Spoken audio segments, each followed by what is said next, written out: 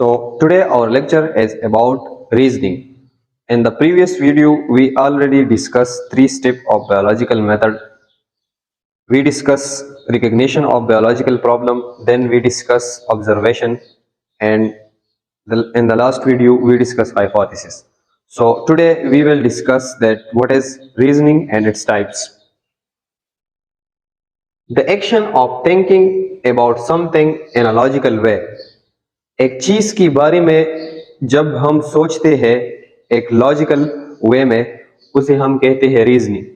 अगर हमने हाइपोथेसिस बना लिया, एक प्रॉब्लम के लिए एक पॉसिबल आंसर बना लिया, तो उस आंसर पर हम थिंकिंग करेंगे, सोच करेंगे एक लॉजिकल वे में, और उससे हम कुछ कंक्लूजन ड्रा करेंगे, तो उससे हम कहते हैं reasoning. Logical consequences of hypothesis. Reasoning से हमारे पास हाइपोथेसिस की लॉजिकल कॉन्सिक्वेंसेस आते हैं। उस हाइपोथेसिस की बहुत सारे नताइज हमारे पास निकल आते हैं। अगर हमने एक पॉसिबल आंसर जो है वो एक प्रॉब्लम के लिए सेलेक्ट किया, फिर अब हमने उस पर रीजनिंग की, तो उस रीजनिंग से हमें इस हाइपोथेसिस में बहुत ज्यादा नताइज निकल आएंगे जो हमें एक्सपेरिमेंट में हेल्प कर सकते हैं। Mental process. रीजनिंग जो है ये मेंटल प्रोसेस है। इसका मतलब है हम अपने दिमाग की ऊपर से इस पर सोच करेंगे और इससे एक कंक्लूजन ड्रा करेंगे। Passing from one judgement to another judgement. Reasoning में हम एक जजमेंट से गुजरते हैं और एक दूसरी जजमेंट पे जाते हैं, और जो हाइपोथेसिस है उस पर हम अपने जहन में मुहासरा करते हैं। Types. Inductive reasoning, deductive reasoning. हमारे पास जो रीजनिंग है, जो हम सोच करते हैं एक हाइपोथेसिस पर, तो उसके हमारे पास टू टाइप है। हम टू टाइप की रीजनिंग करते हैं हाइपोथेसिस पर। एक हमारे पास है इंडक्टिव रीजनिंग और दूसरा हमारे पास है deductive reasoning. Inductive reasoning moves from specific argument to general conclusion. अगर हमारे पास एक स्पेसिफिक आर्गुमेंट है,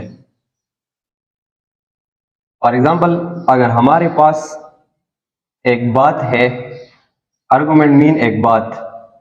अगर हमारे पास एक बात, किसी चीज के बारे में हमारे पास कोई आर्गुमेंट है, वो उस चीज के बारे में स्पेसिफिक है।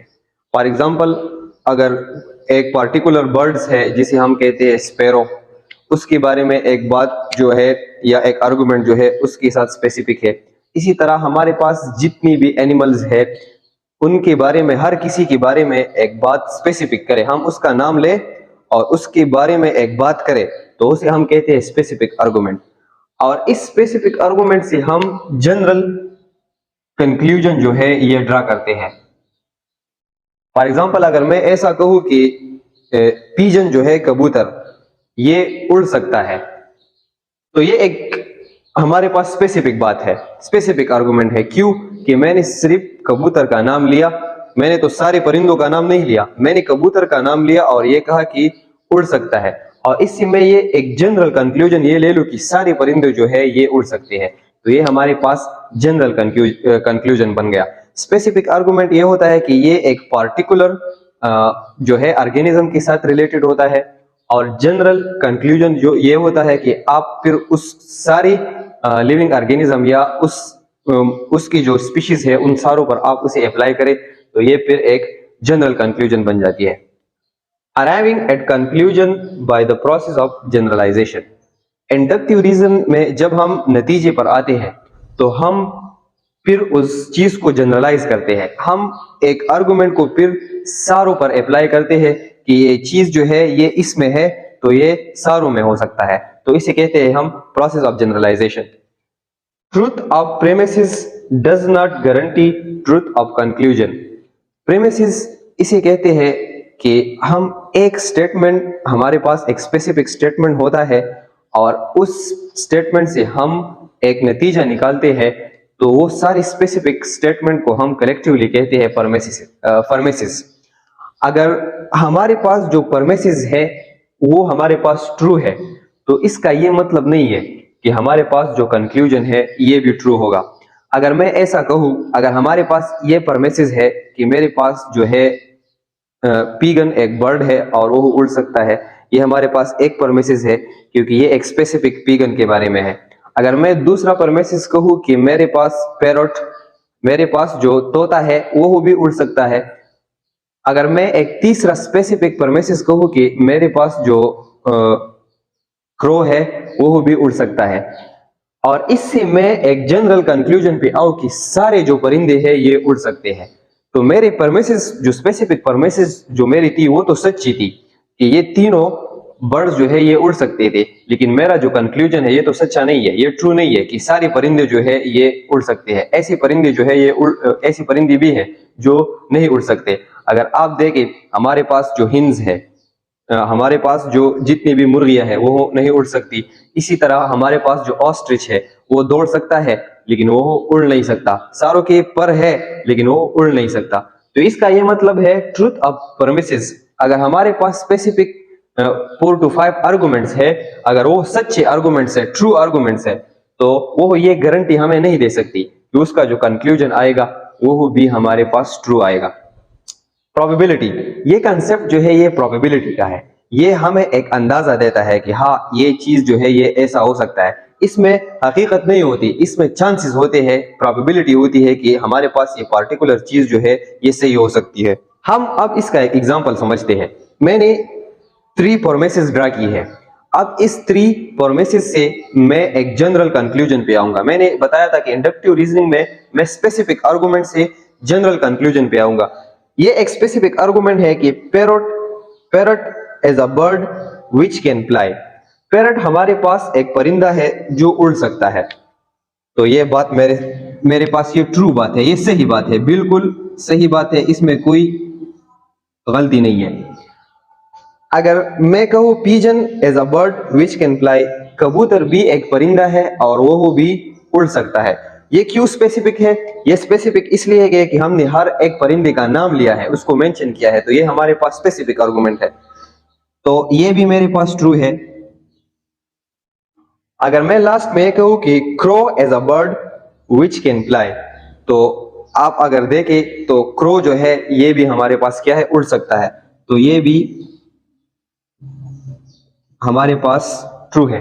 तो इन तीनों को हम कहते हैं प्रेमिसेस। हमने ये कहा था अगर प्रेमिसेस हमारे पास ट्रू होंगे तो ये एक गारंटी नहीं देती कि हमारे पास कंक्लूजन भी ट्रू होगा। इन तीनों से हमने ये कंक्लूजन ड्रा किया कि therefore all birds can fly, सारे परिंदे जो है ये उड़ सकते हैं। तो ये बात, ये जनरल बात जो है ये मेरे पास गलत है। जनरल बात उसे कहते हैं कि हम फिर उसे स्पेसिफिक नहीं बयान करते, लेकिन हम उसे सारे ऑर्गेनिज्म पर बयान करते हैं। इसी तरह हमने ये बात जो है बर्ड्स की स्पीशीज पर अप्लाई की कि बर्ड्स की जितनी भी स्पीशीज है वो सारे उड़ सकते हैं।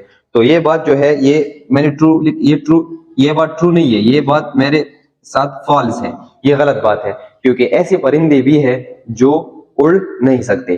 तो इसे हम कहते हैं इंडक्टिव रीजन, जिसमें हम शक व शुबात में मुब्तला होते हैं और हमारा जो कंक्लूजन है ये गारंटी हमारे पास इसकी नहीं होती कि ये ट्रू है या नहीं। तो हम हाइपोथेसिस में इंडक्टिव रीजनिंग को यूज नहीं करेंगे, क्योंकि इंडक्टिव रीजनिंग जो है ये एक प्रोबेबिलिटी है, ये सही आ सकता है या गलत आ सकता है। मेजॉरिटी में ये हमारे पास एक प्रोबेबिलिटी है और ये गलत भी आ सकता है। अब हमारे पास है डिडक्टिव रीजनिंग। डिडक्टिव रीजनिंग यही है कि जिसमें हम एक जनरल आर्गुमेंट है, हमारे पास एक जनरल आर्गुमेंट है, और जनरल आर्गुमेंट का मतलब यही है कि एक ऐसी बात है जो सारी लिविंग ऑर्गेनिज्म पर एप्लीकेबल है। बिल्कुल सही बात है, बिल्कुल दुरुस्त बात है, जो सारी ऑर्गेनिज्म पर एप्लीकेबल है, लेकिन फिर भी हम इस जनरल बात से एक स्पेसिफिक कंक्लूजन पर आएंगे।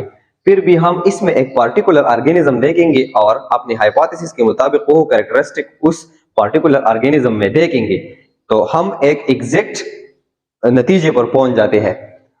Arriving at conclusion by process of specification, हम कंक्लूजन पर आते हैं किस प्रोसेस से? स्पेसिफिकेशन। वहां हम जनरलाइजेशन करते थे, यहां हम स्पेसिफिकेशन करते हैं।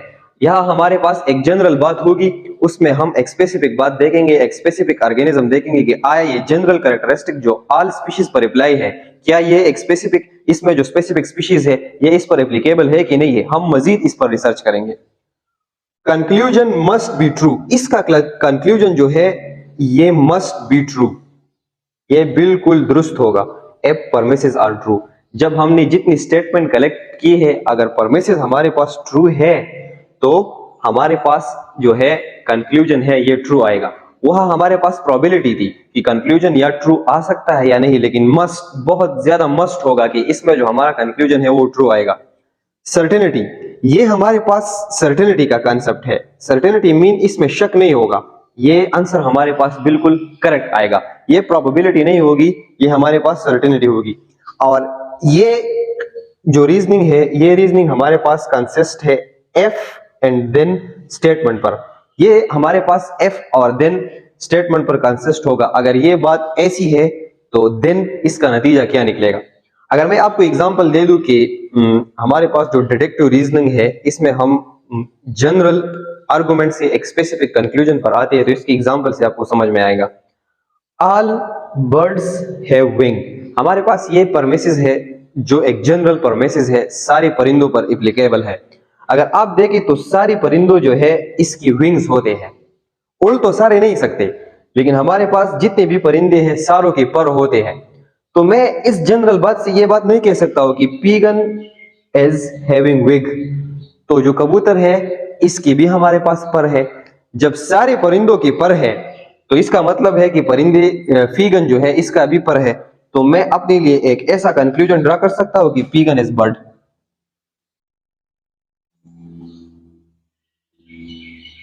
पीगन जो है ये हमारे पास क्या है, एक परिंदा है।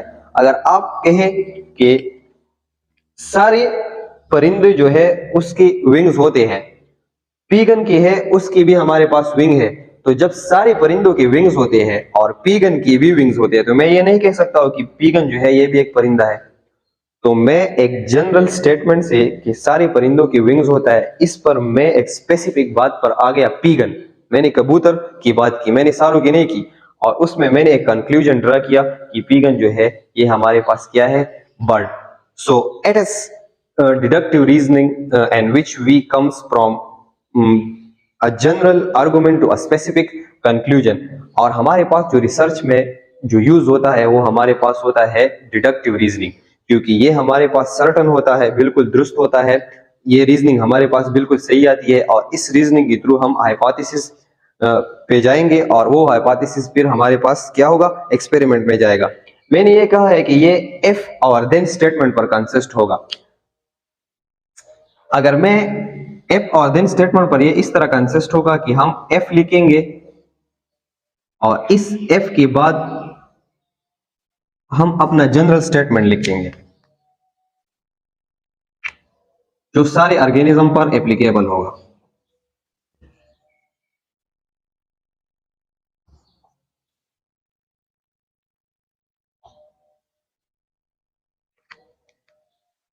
एफ के बाद हम जनरल स्टेटमेंट लिखेंगे, इसके बाद हम लिखेंगे देन, इसके बाद हम लिखेंगे कंक्लूजन।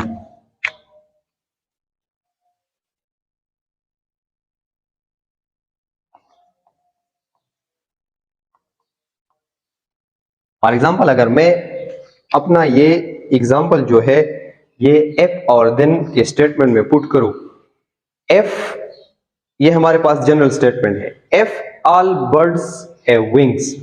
अगर सारे परिंदे जो है अगर इसके पर है, देन पीगन एज बर्ड, तो कबूतर जो है ये हमारे पास क्या होगा, एक परिंदा होगा। तो इस तरह से हम जो है अपनी रीजनिंग को एफ और देन की स्टेटमेंट में अप्लाई करेंगे, और इस तरह हम डिडक्टिव रीजनिंग करेंगे। हम हाइपोथेसिस पर बहुत ज्यादा मेंटली अपने दिमाग को यूज करेंगे, उस पर मेंटली रीजनिंग करेंगे कि ये हाइपोथेसिस है, इसका ये नतीजा निकल सकता है, इसका ये नतीजा निकल सकता है, इसका ये नतीजा नहीं निकल सकता है। हम बहुत ज्यादा इंडक्टिव डिडक्टिव रीजनिंग के बाद भी इस पर हम हाइपोथेसिस पर जाएंगे, हाइपोथेसिस नहीं एक्सपेरिमेंट पर जाएंगे और उस पर एक्सपेरिमेंट करेंगे।